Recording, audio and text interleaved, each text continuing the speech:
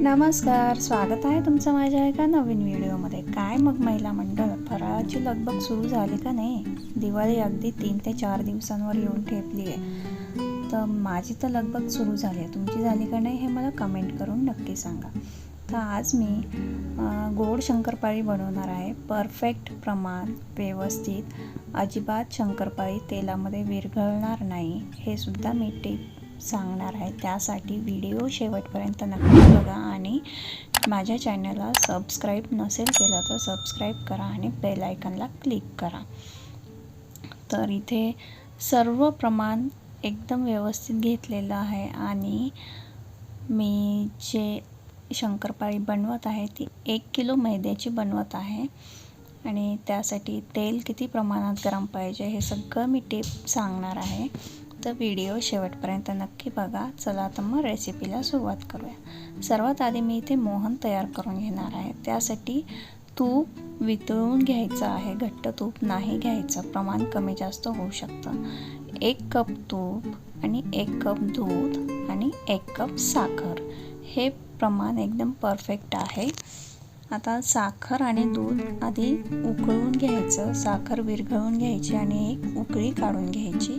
इथे बघू शकता पूर्ण साखर विरघळलेली आहे आणि दूध एकदम गरम आहे.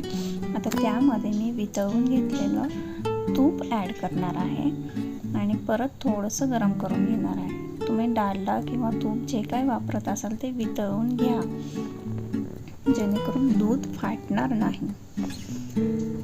तर आता इथे मी 1 किलो मैदा घेतलेला आहे. एकदम परफेक्ट प्रमाण आहे. मैदा कमी जास्त नाही होणार आणि पातळ घट्ट असं काहीच नाही होणार. आता बनवलेले जे मोहन आहे ते मी इथे ॲड करणार आहे. आता हे मोहन मी ॲड करून चमच्याने आधी व्यवस्थित मिक्स करून घेणार आहे, कारण तूप वगैरे गरम आहे, हाताला चटके बसू शकतात, हात भाजू शकतो म्हणून. तर चमच्याने व्यवस्थित मिक्स करून घेतल्यानंतर मी हाताने पीठ मळून घेणार आहे मैदा. तर काय होतं माहिती आहे का, पीठ हे घट्टसर राहतं, एकदम आबडधोबड पीठ राहतं. आपलं चपातीच्या पिठासारखं पातळ नाही होत. त्यामुळे आबडधोबड पीठच लागतं शंकरपाळ्याला. त्यामुळे लेअर जी आहे शंकरपाळ्याची ती खूप छान येते, पदर खूप मस्त येतात. हे असे गोळे मी तयार करून घेतले. आता तुम्ही हे एक एक गोळा लाटून लगेच तळायला घेऊ शकता किंवा एकदाच पण लाटून शंकरपाळी बनवून तळून घेऊ शकता.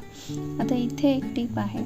मी एक गोळा लाटून घेतला, त्याच्या कडा ज्या आहेत त्या मी कट करून घेतल्या आणि शंकरपाळे मी स्क्वेअर शेपनेच कट करून घेतल्या. तुम्हाला आवडत असेल तर तुम्ही डायमंड शेपने कट करू शकता. इथे बघा लेअर खूप छान येत आहे. आता हे तळल्यानंतर जेव्हा फुगून येईल शंकरपाळे तेव्हा खूप ठिसूळ आणि खूप खुसखुशीत असं शंकरपाळे होईल आपले. तर तळताना सगळ्यात आधी तेल कडक गरम करून घ्यायचं. तेल असं कमी गरम नाही पाहिजे. एकदा का तेल कडक गरम करून झालं की नंतर मग तुम्ही मंद आचेवर किंवा मीडियम आचेवरती तुम्ही शंकरपाळी तळून घेऊ शकता.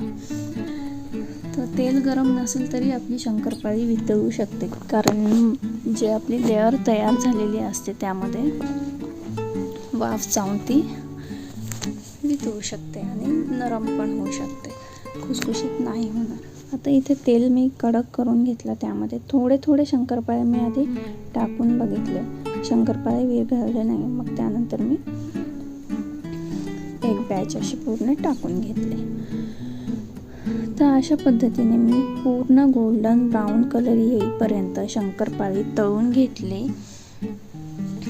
ताट ठेवलं, त्याच्यावरती मी चाळणी ठेवली आणि त्यामध्ये टिश्यू पेपर ठेवला, जेणेकरून जे तेल आहे ते निसरून ताटामध्ये येईल. पण अजिबात तेल राहत नाही तळलेलं. पूर्ण शंकरपाळी ड्राय होते. बघू शकता सुंदर अशी शंकरपाळी आणि लेअर पण खूप छान आलेले आहे. भेटूया आपण एका नवीन फराळाच्या रेसिपीसोबत. बाय. Thank you for watching.